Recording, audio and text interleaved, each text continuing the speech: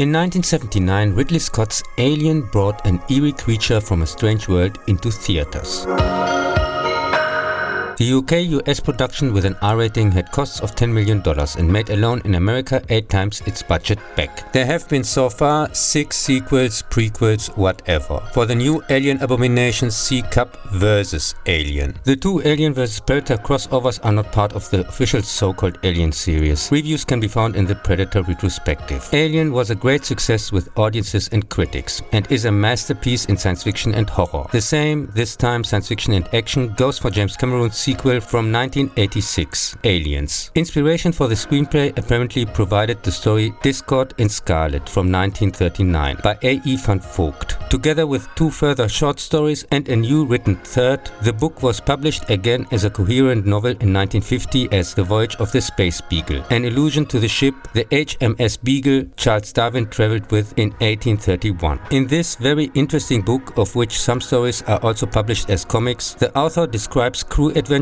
of an exploration spaceship, which meet with bizarre, strange and usually aggressive aliens. The obvious parallels to the movie led to a legal dispute ending with $50,000 for Vogt. But the novel was apparently not the only source of inspiration. In 1958, Edward L. Cain's independent movie It, The Terror from Beyond Space was about a second Mars mission trying to find out what happened with the first. They find the former captain and want to bring him back to Earth as the only survivor. During the flight, he constantly tells about a creature that killed the others. They don't believe him until the creature starts also chasing the second crew through the spaceship. The super cheap production has a very high trash entertainment value. It includes the basic idea with an alien on board of a spaceship, which hides in storage rooms, takes out the crew members one by one, and just can be beaten with the opening of the airlock. In Mario Bava's Planet of the Vampires from 1965, 2 spaceships land on the planet Aura, from which they received an emergency signal. During landing, both crews lose consciousness. When they wake up, they try violently to kill each other for no apparent reason. Finding out that the disembodied inhabitants of Aura try to possess the bodies of the crew to escape their dying world. Here are many similarities with Alien, starting with the emergency call from the alien planet, the spaceship on the planet with a dead giant crew, which has been around for years, and the whole oppressive atmosphere. The well-done, highly entertaining movie also anticipates the end of Roman Polanski's The Fearless Vampire Killers, which came out 2 years later. What have you got? Elliot!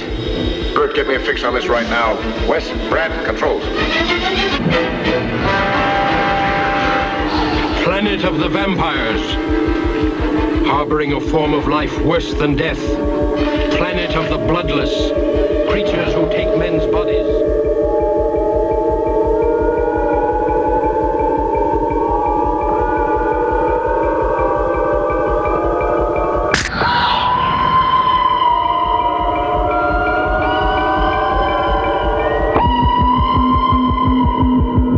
In 2122, the spaceship Nostromo is on its way back to Earth after a long journey. The crew is awakened earlier from their stasis chambers in order to investigate the origin of a possible emergency radio signal. One of the team involuntarily brings an alien life form on board, which kills the host during the outbreak and starts to kill the remaining crew members one by one. Alien is the definitive combination of horror and science fiction. Perfectly cast, brilliantly scored, with practical effects that still convince today. One of the best movies ever made.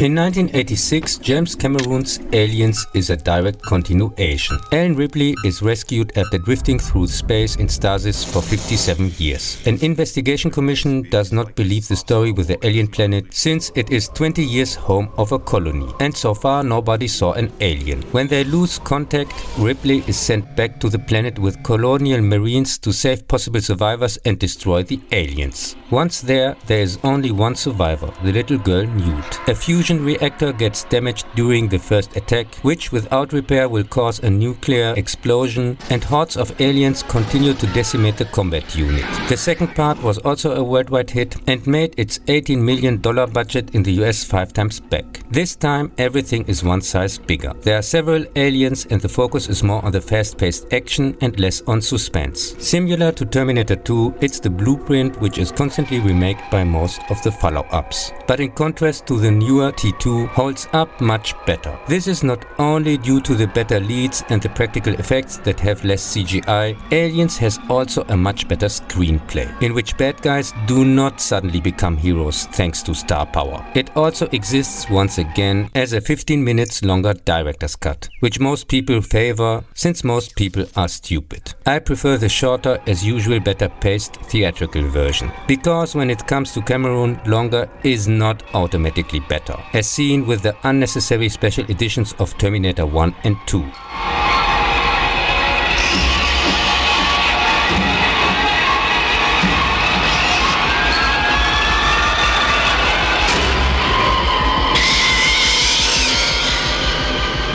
In 1992, David Fincher's Alien was called, I have no idea why, Alien Cubic? After Ripley's escape pod crash lands on a planet with a foundry, Felicity and Panel colony inhabited exclusively by males, she notes that apart from her, the only survivor was an alien that now also hunts the unarmed inmates, except for her, as Ken reveals that she is growing an alien inside, which the corporation, a rescue team is already on its way, presumably wants to use as a biological weapon, just like in the last movies. The production made in the US only its $50, some say $60 million budget back, worldwide $160 million, and is considered a financial failure. The debut from the later 7 directors suffered from the start from an unfinished screenplay and different ideas about how the end product should look like, which is one of the reasons why Fincher has since disowned it, blaming studio interferences and deadlines. When Aliens came out, I would have loved to see it in the cinema, but I was too young. For part 3 I was old enough, and neither bad reviews nor the awful trailer prevented me from finally watching an alien on the big screen. The movie was total bullshit, and I was glad when the boring slug with the uninteresting story and the lame effects was finally over. I also know the oh so great director's cut or assembly cut, which has nothing to do with Fincher and is even worse, since it is still the same boring story, just unnecessarily stretched out. As usual, devastating for the pacing, making this slug crawling even slower.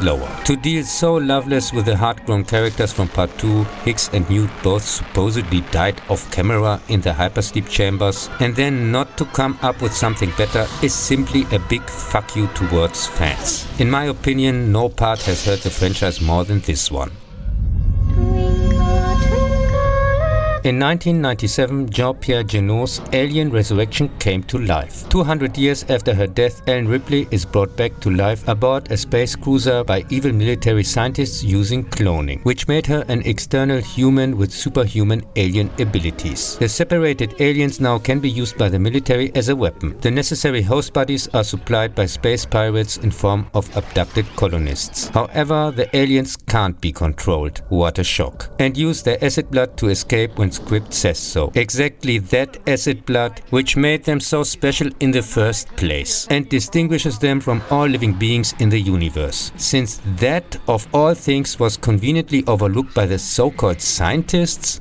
Sure. The fourth Alien is of course better than its predecessor. Worse was impossible, and at higher costs, $70 million, had a similar worldwide box office, $161 million, but was supposedly not a flop, which makes no sense whatsoever. But who cares? I am not a fan of the movie, although I am one of the few people to whom The City of Lost Children and later Amélie director from France was back then not unknown. For his excellent debut Delicatessen from 1991, a good friend organized a ride to a distant art house cinema. Who are you? His big sister didn't know at the time that it was a horror movie, and so we got a driver.